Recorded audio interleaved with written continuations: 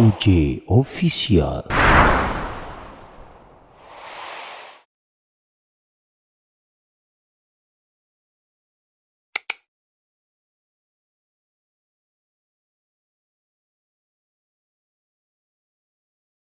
Assalamualaikum warahmatullahi wabarakatuh. Waalaikumsalam warahmatullahi wabarakatuh. Alhamdulillah. Alhamdulillahilladzi khalaqas samawati wal ard wa ja'ala zulmati wan nur. Asyhadu an la ilaha illallah wahdahu la syarika lah. Wa asyhadu anna sayyidana Muhammadan abduhu wa rasuluhu sallallahu alaihi wasallam. Allahumma shalli ala sayyidina Muhammadin wa ala alihi wa ashabihi ajma'in. Bersyukur kita pada Allah Subhanahu wa taala pada kesempatan yang berbahagia ini.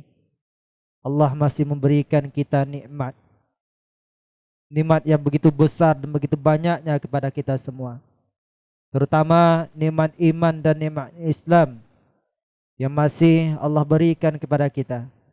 Dan juga Allah Subhanahu wa taala masih memberikan kita nikmat kesempatan sehingga kita bertemu di majelis ilmu ini.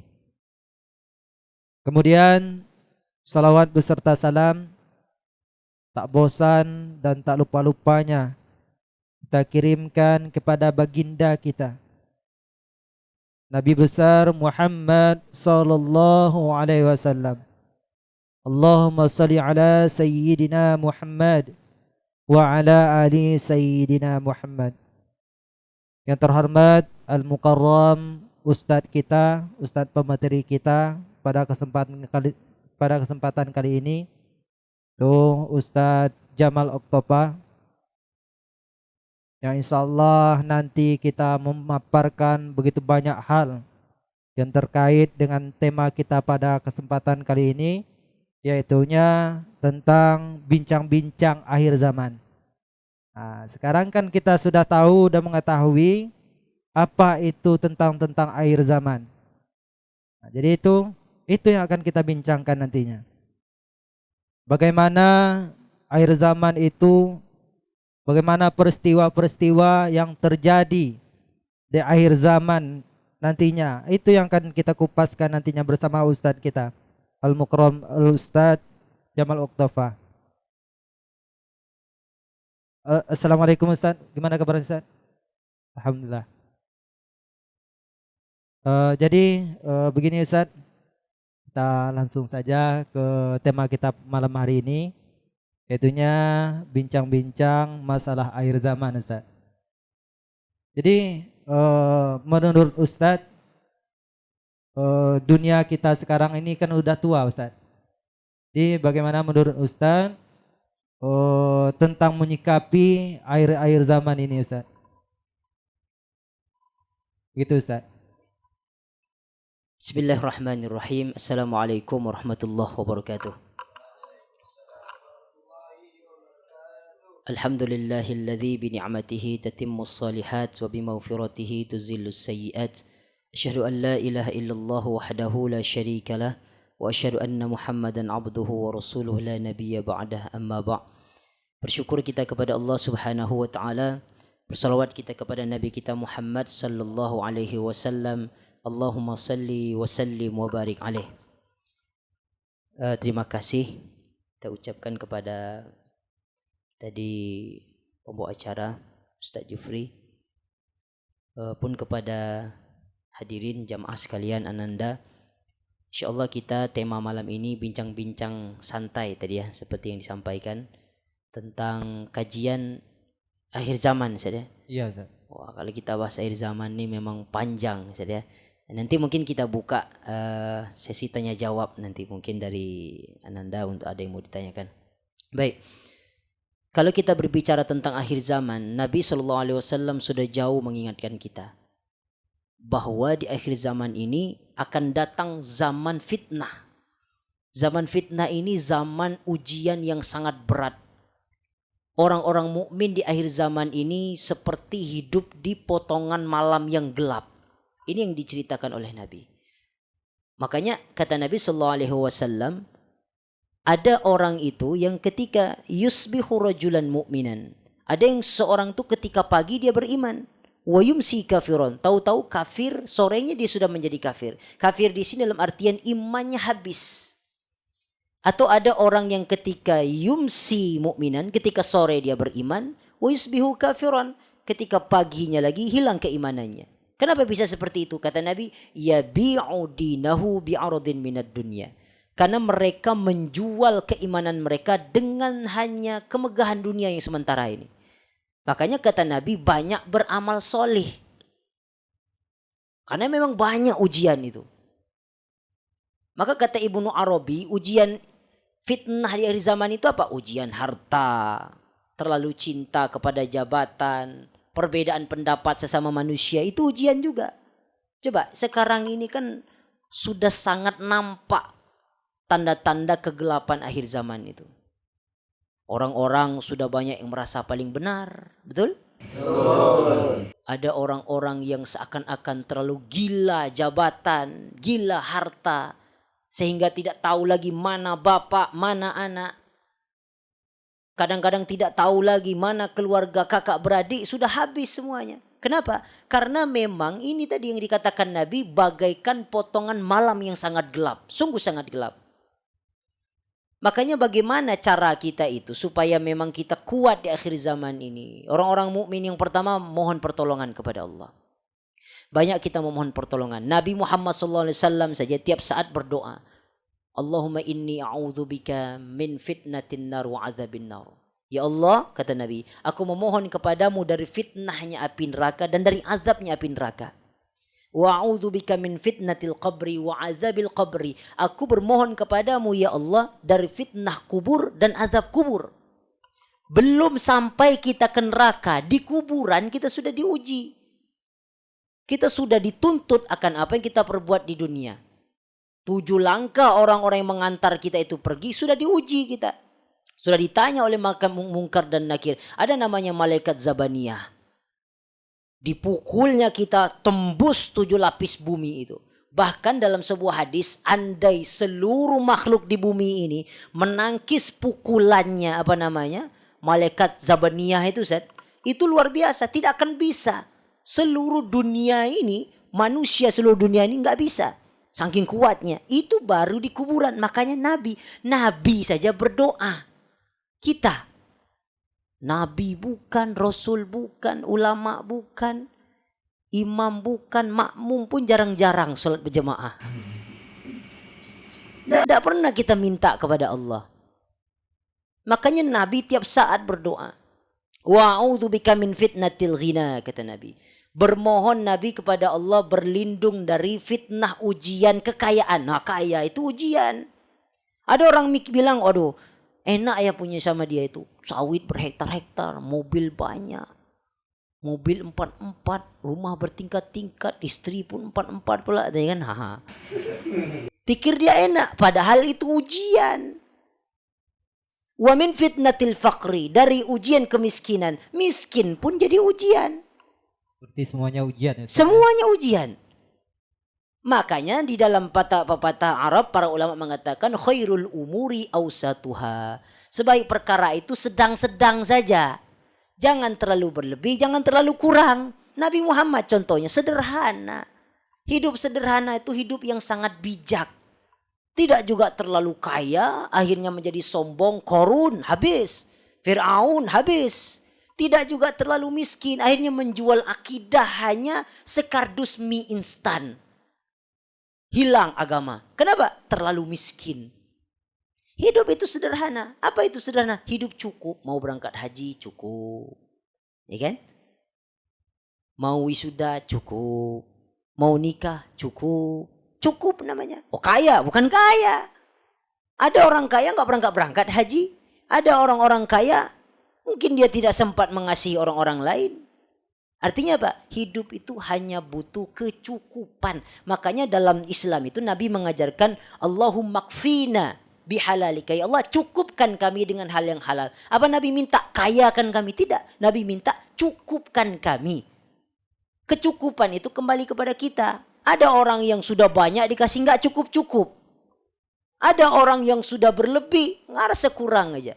Tapi ada orang yang mungkin pakai sepeda ontel. Tahu sepeda ontel?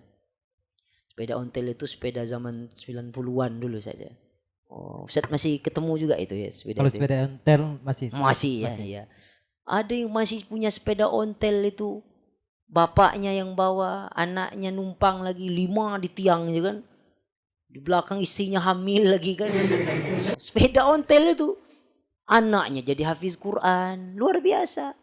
Bapaknya bersyukur. Mau sepeda ontel itu rasanya bagai mobil mewah bagi dia. Nah inilah yang Nabi selalu berlindung. Meminta kepada Allah. Nah inilah yang sering kita bacakan dan anjurkan Nabi di ujung solat kita sebelum salam.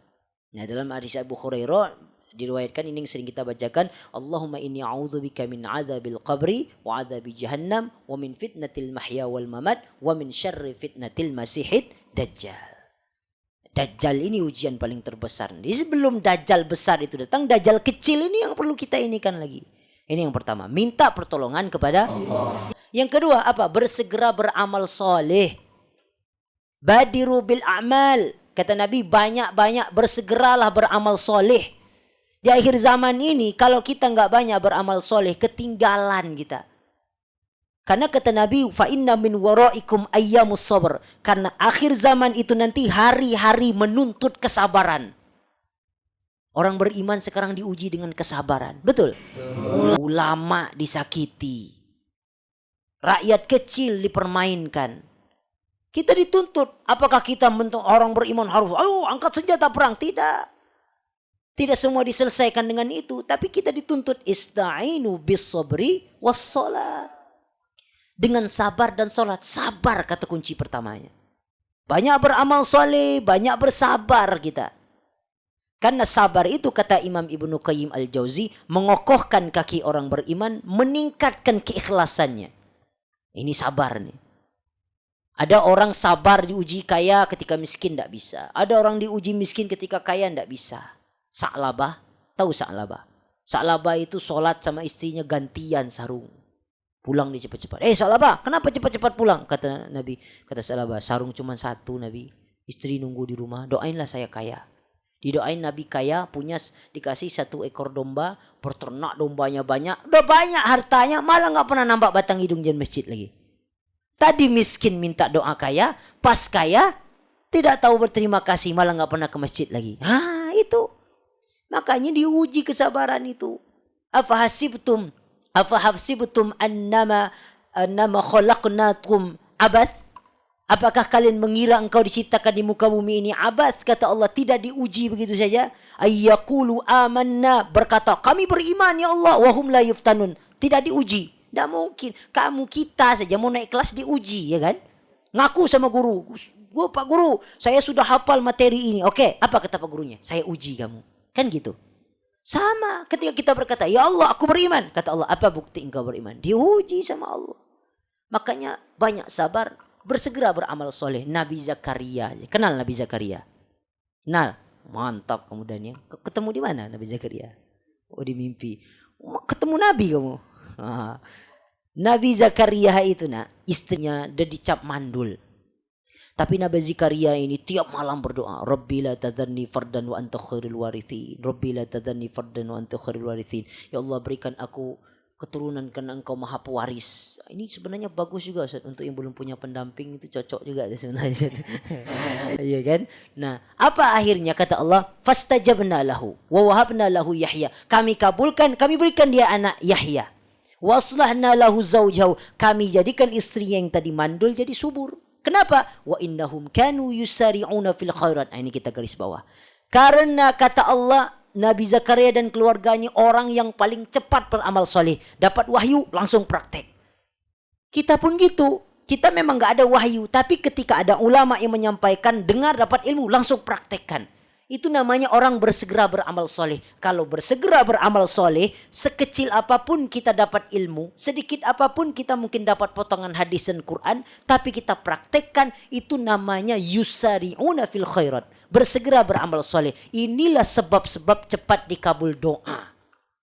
Mungkin doa gak dikabul-kabul. Ya Allah, ini duit cuma segini. Orang tua belum mengunjungi ini, usia ada ini, jodoh juga belum datang misalnya kan. Nah, artinya apa? Mungkin ada hal kebaikan yang belum kita segerakan. Wa kanu wa yad'unana raghban wa rahban, dan bukan hanya itu, Nabi Zakaria berdoa penuh cemas dan harap. Jadi berdoa itu bukan hanya sekedar berharap, tapi bercemas-cemas hati itu. H2C, harap-harap cemas. Berharap juga, cemas juga. Cemasnya apa? Kalau dikasih, kira-kira nanti kuat nggak nanggungnya? Tanggung jawab. Minta kaya, udah dikasih kaya, bisa nggak tanggung jawab jadi orang kaya yang dermawan? Nah itu. Doa itu harus berharap, jangan minta sekedar, ya Allah saya minta kaya, ya yang penting kaya aja lah ya Allah. Dikasih mobil jadilah mobil, yang penting mobil lah bisa jalan. Nah, tidak mau Allah kabul. Doa itu minta sungguh-sungguh, berharap sampai nangis, ya Allah saya ingin. Kaitkan kepada hal ibadah. Kalau saya kayak gini nanti Allah, saya akan khusyuk beribadah. Kenapa? Karena ini mungkin yang mendekatkan diri. Kaitkan dengan ibadah. Wa kanu lana khashiin, dan Nabi Zakaria itu orang paling khusyuk dalam beribadah. Khusyuk ibadah, bukan khusyuk tidur. Ya. Dan yang terakhir, apa solusi dari Nabi sallallahu alaihi wasallam? Kata para ulama, di akhir zaman ini minta mati dalam husnul khatimah. Kalau kita sudah berikhtiar, kita sudah berusaha, tapi namanya orang beriman ini serba salah. Hidup tuh serba salah. Jadi orang baik dibilangnya so'alim. Ya kan? Jadi orang jahat pun disuuzonin. Susah hidup manusia itu. Udah berbuat pun kita masih seperti itu. Maka apa kata ulama? Minta mati yang baik. Boleh minta mati itu. Tapi mati yang baik. Minta. Bukan bunuh diri. Bunuh diri mati konyol. Waduh, saya ini udah akhir zaman ketemu Jajal. Terjun kamu dari gedung. Mati. Mati konyol. Minta mati yang baik. Tengok dulu Maryam. Ibunya Nabi Isa alaihissalam. Ketika sudah tersender di pohon kurma itu. Sudah tidak kuat lagi. Apa kata Maryam? Dalam Al-Quran diabadikan. Ya Allah, kalau memang ini akhir hidupku, cabut nyawaku. Artinya sudah berusaha, memang tidak bisa minta. Tapi minta mati yang baik. Kata Nabi, ithnatani yakrahuhuma ibnal Adam. Ada dua hal yang dibenci oleh anak cucu Adam itu. Yang pertama, al-mautu. Mati. Fa innal mauta khairun minal fitan. Sebenarnya mati itu lebih baik menghindar dari zaman fitnah. Malah kita takut mati. Harusnya memang mati sudah datang malah senang kita. Kenapa? Terhindar dari fitnah akhir zaman. Loh ini malah janganlah bicara-bicara mati. Masih muda ini. Ya kan? Kamu kalau dibicarain mati pasti ngeri kita kan. Wah mati belum lah lagi. Belum nikah kok. Belum itu. Tapi sebenarnya mati itu menyelamatkan kita. Yang kedua yang paling ditakut itu qillatal mal. Dikit harta. Wa anna qillatal mal aqallul hisab. Padahal sedikit harta itu sedikit pula dihisab di akhir zaman. Ya kan harusnya gitu. Sedikit harta, sedikit nanti timbangan di akhirat. Malah kita di dunia ini takut sedikit harta. Betul tidak? Kamu kira-kira mau banyak harta, mau sedikit harta? Sebenarnya kan mau banyak harta kan? Iya. Nah mana ada manusia nggak mau banyak harta? Sekarang aja dengar pengajian sedikit harta. Harta yang cukup aja Ustaz. Harta yang cukup. Nyambung juga tuh ya. Nah artinya apa? Jadi dua hal ini sebenarnya pandangan manusia mati buruk, dikit harta buruk. Padahal ini baik. Untuk apa? Menyelamatkan kita dari akhir zaman. Maka ini sekelumit tentang pembahasan akhir zaman ini. Apa dan bagaimana cara kita menghadapinya. Mungkin nanti akan dikembangkan tanya jawab. Syukran Ustaz.